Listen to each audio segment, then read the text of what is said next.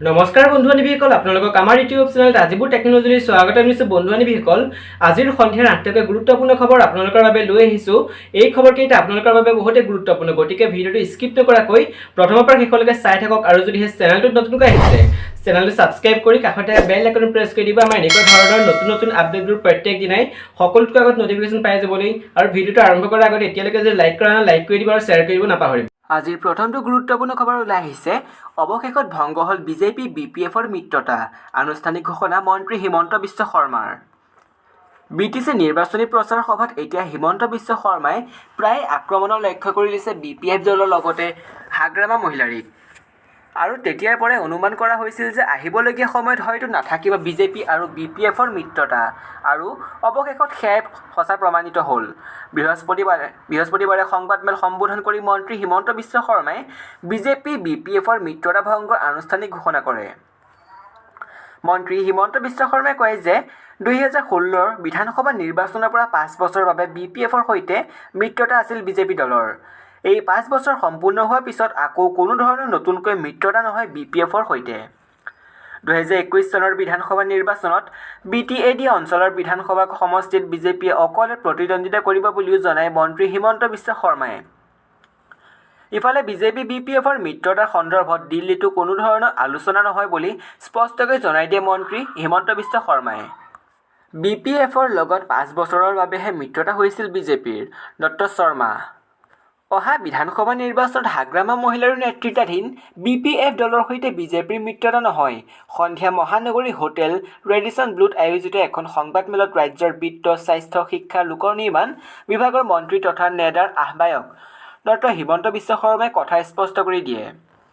সংবাদমেলত মন্ত্ৰী ডক্টৰ শৰ্মাই কয় যে বিজেপিৰ লগত BPFৰ 5 বছৰৰ বাবেহে মিত্ৰতা আছিল।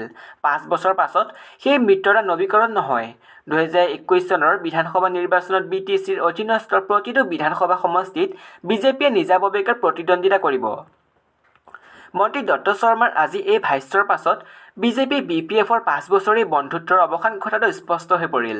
আনহাতে আসন্ন BTC নিৰ্বাচনৰ প্ৰসংগত মন্ত্ৰী ডক্টৰ শৰ্মাই কয় যে পৰিষদীয় নিৰ্বাচনত বিজেপিয়ে 27টা সমষ্টিত প্ৰাৰ্থিত্ব আগবঢ়াইছিল।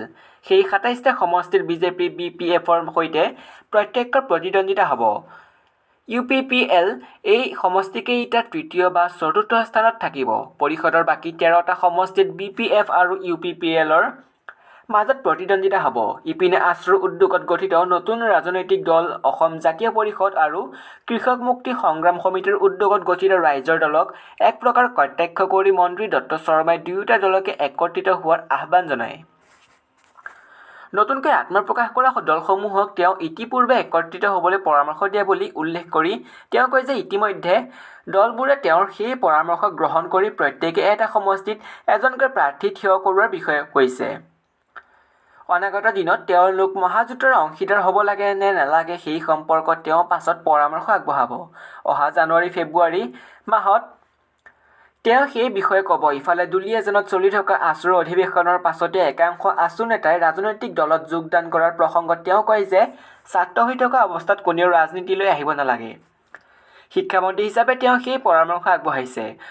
পাঠ্যক্ৰম সম্পূৰ্ণ কৰাৰ পাছতহে কোনোবা ৰাজনীতিলৈ আহিলে আহক, কিন্তু আধাতে পাঠ্যক্ৰম সামৰি ৰাজনীতিলৈ আহিব নালাগে। কাৰণ পিতৃ-মাতৃয়ে বহু কষ্ট কৰি তেওঁলোকক পঢ়ুৱাই আছে। আছুৱে বিভিন্ন সময়ত অমুকক উৎখাত কৰিম, তমুকত উৎখাত কৰিম বুলি হুংকাৰক কটাক্ষ কৰি তেওঁ লগতে কয় যে কোনেও মই অমুকক উৎখাত কৰিম বুলিও ক'ব নালাগে।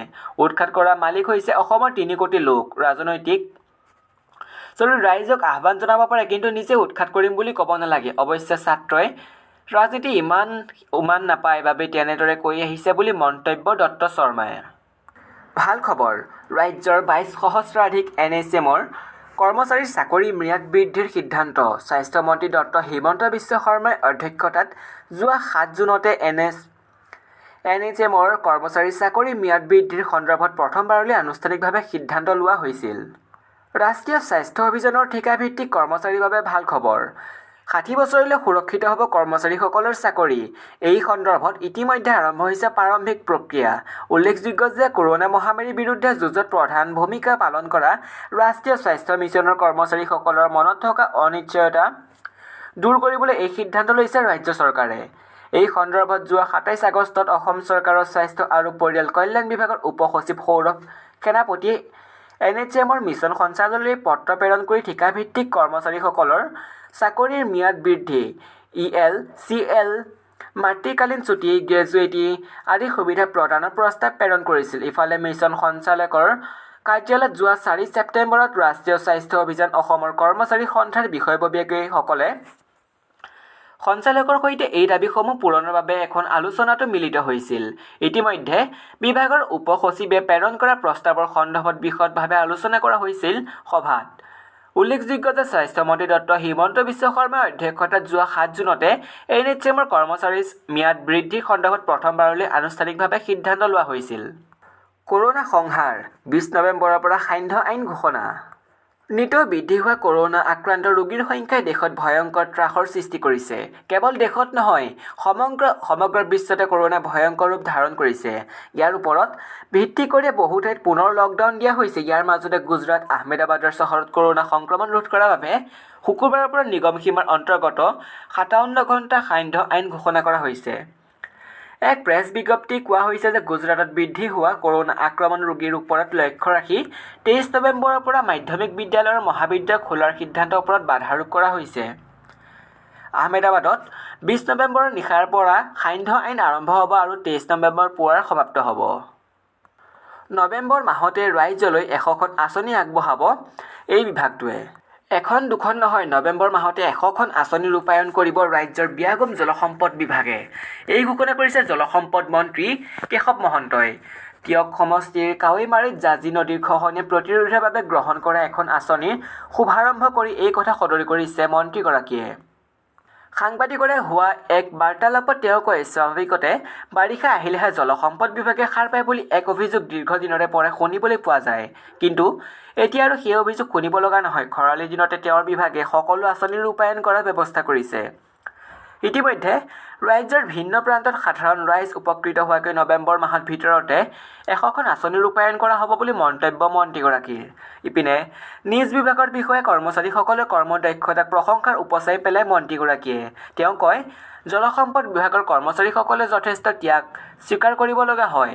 প্ৰতি মুহূৰ্তত ৰাইজৰ স্বাৰ্থত কাম কৰে সকলো বিষয়া কৰ্মচাৰীয়ে। বিদেশী নহয়, অসমত কেৱল খিলঞ্জীয়াৰহে অধিকাৰ থাকিব সমুজ্জ্বল। শ্বহীদৰ কেঁচা খনিতে ধুৱাই নিয়া তৈলনগৰী দুলীয়াজানৰ সৰ্বত্ৰ এতিয়া জয় অসম ধ্বনি জাগ্ৰত হৈছে ঐতিহাসিক অসম আন্দোলনৰ অংশস্বৰূপ। ১৯৮০ চনৰ ১৮ জুলাইত ৰূপায়িত তেল অৱৰোধ কাৰ্যসূচীত প্ৰাণ আহুতি দিয়া ৪ শ্বহীদ ক্ৰমে কুমুদ গগৈ, নিপেন বৰা, অজিত নেওগ আৰু নগেন ডেকাৰ আদৰ্শ। সদৌ অসম ছাত্ৰ সন্থাৰ আছু সপ্তদশ দুলীয়াজান অধিৱেশনৰ উপলক্ষে ৩৩খন জিলাৰ পৰা অহা সহস্ৰাধিক প্ৰতিনিধিৰ উপস্থিতিত তৈলনগৰীখনত উখল মাখল পৰিৱেশ বিৰাজ কৰিছে। ডিব্ৰুগড় বিশ্ববিদ্যালয় জ্যোতি ভাস্কৰৰ আৰ্হিৰে নিৰ্মিত মূল তোৰণতেই আদৰণি জনোৱা হৈছে।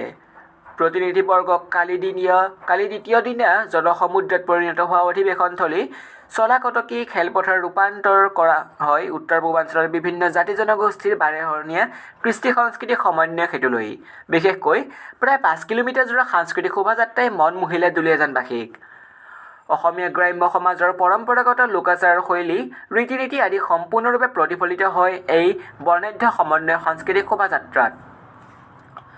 হস্তীসহ আগবঢ়া শোভাযাত্ৰাটোত গায়ন বায়ন, দবাকাহ আৰু হৰিনামৰ ধ্বনিৰে মুখৰিত হৈ পৰে।